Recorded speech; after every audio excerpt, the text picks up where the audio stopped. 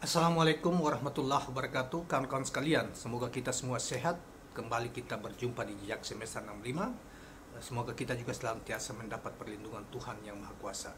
Kawan-kawan sekalian, pada kesempatan yang baik ini saya ingin mengomentari beberapa agenda yang menyebar di berbagai media ya.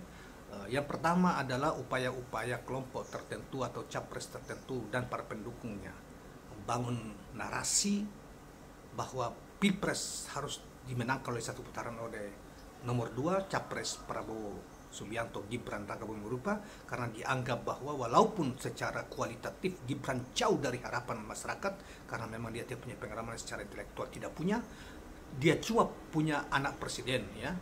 Yang kedua, Prabowo Subianto yang seorang kakek yang sudah terlalu tua untuk memimpin Indonesia ini, tetapi mereka kelompok yang bergabung ke sana atas arahan presiden itu mencoba membangun narasi satu putaran dan lain sebagainya, dan itu kemudian banyak diterjemahkan banyak pihak bahwa itu adalah salah satu sinyal bahwa mereka akan melakukan all out dengan berbagai macam cara, menghalalkan segala cara untuk memenangkan Pilpres ini dengan penuh dengan kecurangan sekalipun. Satu. Yang kedua, narasi yang kemudian yang kedua, misalnya ada mantan gubernur Jawa Barat Ridwan Kamil ya. Mantan gubernur Jawa Barat membangun juga narasi bahwa mereka berupaya untuk menangkan Jawa Barat untuk Prabowo 60%. Padahal kita tahu bahwa Jawa Barat adalah basis PKS, basis Anies dan lain sebagainya, yang dimana PKS tidak gabung ke sana dan dianggap mustahil. Tetapi itu dianggap opini, itu bagian dari apa yang dibangun oleh kelompok-kelompok teman-temannya di lembaga-lembaga survei. Kelihatannya berbagai lembaga survei direkrut ke sana, dibiayai ke sana untuk membantu membangun narasi satu putaran itu, ya. Tetapi sebagian ya yang dianggap lembaga survei misalnya kayak Spin ya, yang baru mengumumkan apa sih surveinya. Spin ini, saudara sekalian, adalah salah satu lembaga survei yang sudah lama membantu Prabowo Subianto sejak dari tahun pemilu yang lalu. Yang belakangan yang lalu Spin mengatakan Prabowo yang menang jauh dari Jokowi, sehingga dia prediksi dia itu tidak dipercaya karena itu ternyata Jokowi menang di baik periode pertama maupun kedua. Nah, ini dia coba lagi dan narasinya seperti itu ya. Tetapi berbeda dengan lembaga survei yang lain seperti Kodari, yang mereka juga bergabung ke sana. Dia mengatakan bahwa, memprediksi bahwa Pilpres yang akan datang berlangsung 2 putaran dan akan bertarung adalah Prabowo Anies. Mereka menghindari Ganjar. Nah, ini ada yang lucu di sini ya. Ada yang lucu di sini menghindari Ganjar. Lucunya di Spin itu Prabowo nomor 1, Ganjar nomor 2 perolehan suaranya, kemudian Anies nomor 3. Tetapi di ujungnya dia mengatakan nanti yang bertarung adalah Prabowo Anies. Kan lucu situ, ada ketidakkonsistenan, tidak benaran dalam penarikan kesimpulan dan lain sebagainya ya. Nah, itu yang lain. Yang kedua, hari ini juga seorang partai baru yang bergabung ke sana, yaitu Partai Gelora, ketua umumnya yaitu Anies Mata, mengatakan bahwa dari sisi dukungan umat Islam dan tokoh-tokoh Islam itu lebih banyak ke Prabowo. Jadi kan orang lucu ya, saudara sekalian. Kita pernyataan-pernyataan para petinggi ini kayak gagap begitu, kayak tidak sesuai dengan tidak sesuai dengan temuan lembaga-lembaga survei yang mengatakan Prabowo nomor 1, Prabowo terbanyak didukung oleh rakyat dan lain sebagainya. Untuk apa tujuan mengatakan bahwa tokoh-tokoh umat Islam itu memberi dukungan terhadap Prabowo Subianto, termasuk juga ada yang mengatakan bahwa Jawa Timur, ada yang mengatakan hari ini juga bahwa SBY turun gunung dan dapat diduga bahwa di Demokrat bekerja full Jawa Timur dan akan memenangkan Prabowo Gibran secara mutlak di Jawa Timur. Jadi ada semacam kegelisahan dari mereka ya, yang membuat pernyataan-pernyataan ini. Sesungguhnya di balik ini sebetulnya Prabowo itu lemas di bawah ya. Pertama karena cawapresnya itu membuat orang tidak ada hopeless ya, tidak ada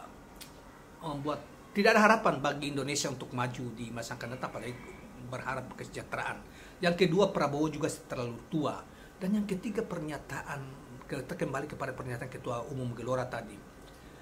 Semua orang tahu bahwa Prabowo itu, bahkan banyak sekali orang bicara terang-terangan juga di media, Prabowo itu kan bukan seorang tokoh muslim ya. Bahkan dia boleh dikata sekuler, bahkan ada setatan mengatakan Prabowo malas salat ya.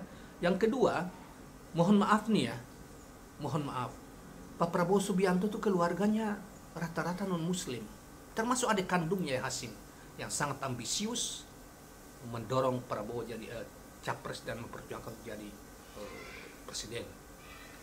Seorang yang sangat misionaris, adik kandungnya Prabowo. Bagaimana mungkin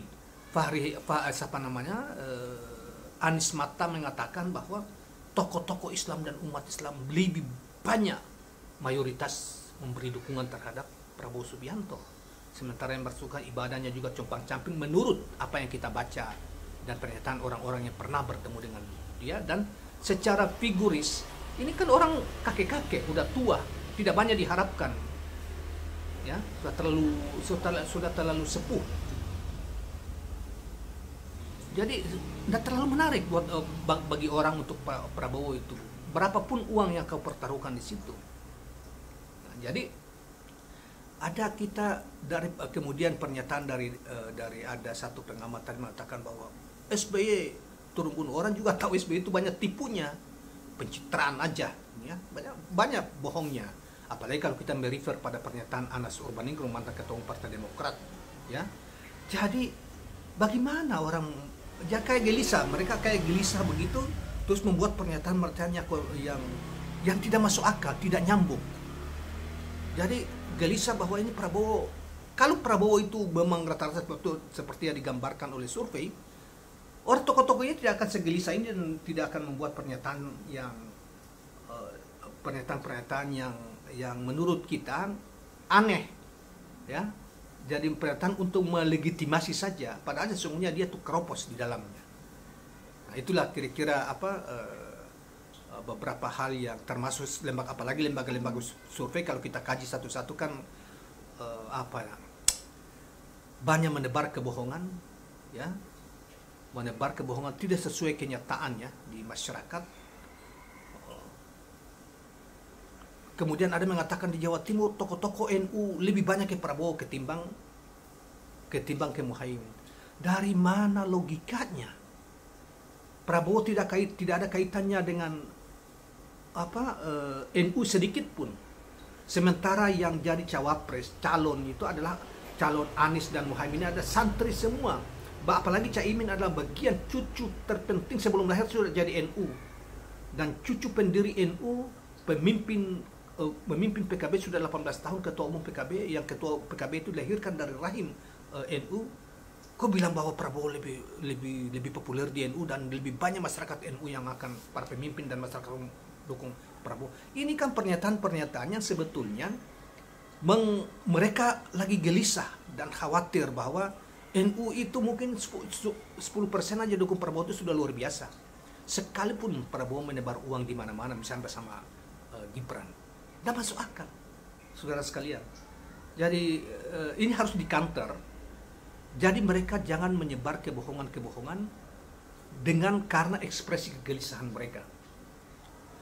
Nah, demikianlah kawan-kawan sekalian beberapa hal yang pada kesempatan ini kita coba luruskan dan mempertanyakan para tokoh-tokoh yang membuat pernyataan-pernyataan bahwa Prabowo seakan-akan satu putaran, didukung oleh mayoritas warga dan tokoh-tokoh NU, didukung oleh Jawa Timur bisa 60 SBY all out, akan Jawa Timur menang telak, Jawa Barat juga menang telak 60% dibilang oleh dan Ridwan Kamil itu mantan gubernur DKI, padahal itu tidak sesuai fakta. Karena apa? Faktanya memang belum ada.